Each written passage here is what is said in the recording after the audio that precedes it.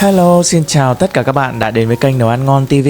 Hôm nay mình chia sẻ với các bạn món ăn rất là thơm ngon mà cũng rất quen thuộc, đó là thịt xiên nướng than hoa. Ở quê mình mỗi khi mà có giỗ có tiệc thì rất là hay làm cái món này, nên mình đã quen với nó từ nhỏ. Từng xiên thịt nướng mềm mọng, thơm lừng mùi sả và cháy cạnh của khói than luôn được mọi người yêu thích. Món này chúng ta có thể ăn kèm với bún chan nước mắm chua ngọt, hoặc ăn vặt chấm kèm với tương ớt cũng rất là ngon.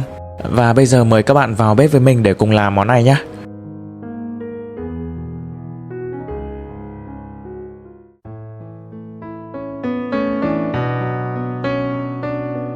Hôm nay mình chuẩn bị ở đây là 900g thịt heo. Thông thường để thịt nướng mềm mọng và ngon nhất là mình hay kết hợp thịt ba chỉ với thịt nạc dăm. Tuy nhiên thì hôm nay mình không mua được thịt nạc dăm nên là sử dụng thịt nạc vai cũng được nha. Kết hợp với thịt ba chỉ có thêm một chút mỡ sẽ tăng cái độ béo và độ mềm của thịt nướng. Và khi mà nướng thịt ấy, thì cái phần bì này mình sẽ lọc bỏ đi nhé. Vì khi nướng lên cái phần bì có thể sẽ bị dai và cứng, nhất là khi để nguội. Sau đó mình thái thành những lát mỏng với độ dày khoảng nửa phân. Đó, miếng thịt như thế này, không dày quá và cũng không mỏng quá nha. Và tương tự với thịt vai cũng vậy.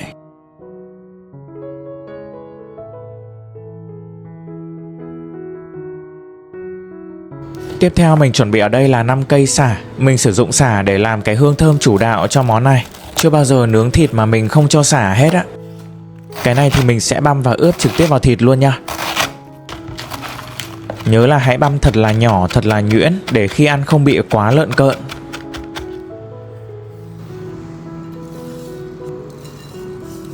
Tiếp theo mình chuẩn bị thêm 2 nhánh hành lá, đập dập và thái nhỏ ra. Trước giờ thì mình vẫn ướp thịt nướng với hành lá, mình thấy nó cũng rất là ngon.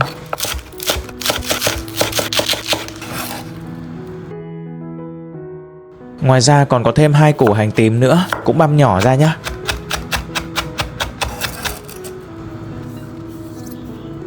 Bây giờ mình pha cái nước sốt để ướp. Như thông thường thì mình vẫn dùng cái thìa này để đong gia vị. Đây là cái thìa ăn cơm phổ biến tại Việt Nam đó, hay gọi là thìa canh nhưng mà thể tích thì chỉ có 10ml thôi. Rồi bây giờ mình sử dụng là 1 thìa canh hạt nêm, 2 thìa canh dầu hào, 1 thìa canh nước tương. Mình thấy sử dụng nước tương thì ngon hơn là nước mắm. Và tiếp theo là mật ong để tạo cái vị ngọt. Mình thêm vào là 3 thìa canh mật ong. Sử dụng mật ong thì sẽ tạo cái mùi thơm và thịt sẽ bóng đẹp hơn so với đường. Tiếp theo là 2 thìa canh tương ớt. Và thật là nhiều tiêu cho thơm, tùy vào lượng mà các bạn muốn ăn nha. Rồi cuối cùng là thêm vào 2 thìa canh dầu ăn. Thì phần gia vị nó cũng rất là đơn giản thôi. Nếu mà thích thơm hơn nữa thì các bạn có thể cho thêm một chút xíu bột ngũ vị hương. Nhưng mà mình thích nó thuần cái hương thơm của hành, sả và thịt heo, nên từ xưa tới giờ thì mình cũng đều chỉ ướp như vậy. Rồi đeo bao tay vào, bóc kỹ cho nó thơm và ngấm gia vị. Mình muốn khi nướng nó có cái màu đẹp hơn nên mình sẽ ướp thêm vào một chút nước màu nhé. Đây là nước màu đóng chai công nghiệp nên chỉ cần một chút thôi là màu đã đẹp rồi. Nếu mà ngon nhất thì mình sẽ ướp thịt khoảng 3 đến 4 tiếng. Nhưng bình thường mình cũng hay vội và không có nhiều thời gian nên chỉ ướp khoảng 1 tiếng thôi. Trong khi đó thì mình sẽ đi làm trước cái phần nước chấm để ăn với bún nhé. Thêm vào nồi là 1 muôi nước mắm, 1 muôi đường và 3 muôi nước. Bật bếp đun lên thì cái nước chấm nó sẽ thơm hơn. Khi mà chỉ vừa mới sôi cái là mình tắt đi luôn nhá, không có đun lâu đâu. Rồi bây giờ mình thêm vào 1 muôi giấm. Như vậy cái tỷ lệ là mắm, đường, giấm là bằng nhau. Còn nước thì là 3 muôi. Tùy vào khẩu vị mặn nhạt của mọi người mà nhiều hay là ít nước hơn nha.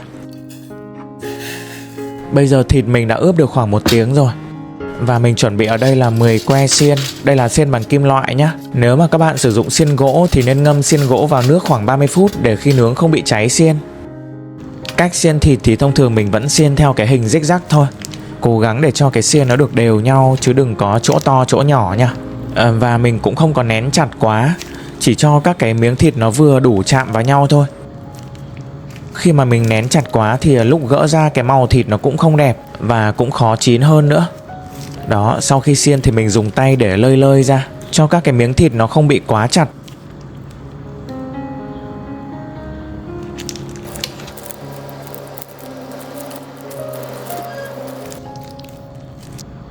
Đó, mình làm được vừa tròn 10 xiên luôn.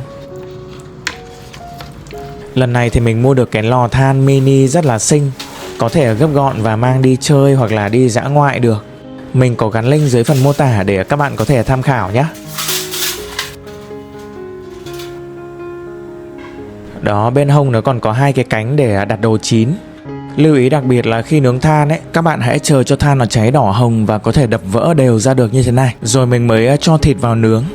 Chứ đừng có nướng luôn cái lúc mà than nó vừa mới bắt lửa, vẫn còn nhiều cái màu đen ấy, thì khi đó cái lửa nó chưa đều, thịt rất là dễ bị cháy đen bên ngoài mà chưa kịp chín bên trong. Không có điều kiện nướng than thì mình cũng có thể làm bằng nồi chiên không dầu, nhưng mà nướng than thì vẫn luôn luôn là thơm và ngon nhất, bởi vì nó có cái mùi khói ấy, rất là quyến rũ. Đó, mình cứ lật trở đều liên tục, lúc này mùi rất là thơm luôn. Cái lúc mà gần cuối ấy, thì mình có thể bỏ bớt xiên ra ngoài để nướng xen kẽ, thì mình sẽ không bị cuống và dễ bề căn chỉnh hơn. Và khi mà mình ướp mật ong hay là đường ấy thì không thể tránh khỏi cái phần ba via bên ngoài nó vẫn bị cháy một chút. Thì cái này không sao, một lát nữa mình dùng kéo để cắt bỏ cũng được. Quan trọng là cái mùi thơm của khói và cái hương vị nó phải ngon, đúng không? Đó, mình đã lấy kéo cắt bớt đi các cái phần bị cháy đen rồi. 10 xiên thịt thì mình cũng đã nướng xong. Lúc này nếu mà mình ăn nóng thì nó sẽ mềm mọng và ngon nhất nha. Vậy là mình đã chia sẻ xong cách làm món thịt xiên nướng than hoa. Với công thức đơn giản, dễ thực hiện bằng những cái loại gia vị sẵn có ở trong bếp, mình vẫn có thể làm được những cái xiên thịt nướng rất là thơm ngon. Nước chấm ăn kèm thì mình có thể thêm vào một chút hạt tiêu, tỏi và ớt. Mặc dù thịt nướng thì cũng vừa vị rồi, nhưng mà do mình dùng để ăn với bún nên là sẽ cần thêm nước mắm chua ngọt. Hoặc các bạn có thể ăn chấm kèm với tương ớt như là ở ngoài vỉa hè cũng được. Đối với món thịt xiên nướng này thì cũng có rất là nhiều cách ướp và các cái gu thưởng thức khác nhau. Hôm nay mình chia sẻ cái cách mà mình thường hay làm để mọi người cùng tham khảo và vào bếp với mình. Cảm ơn tất cả các bạn đã quan tâm theo dõi. Nếu thích thì hãy ủng hộ mình bằng cách like và đăng ký kênh. Tạm biệt và hẹn gặp lại các bạn ở những video tiếp theo.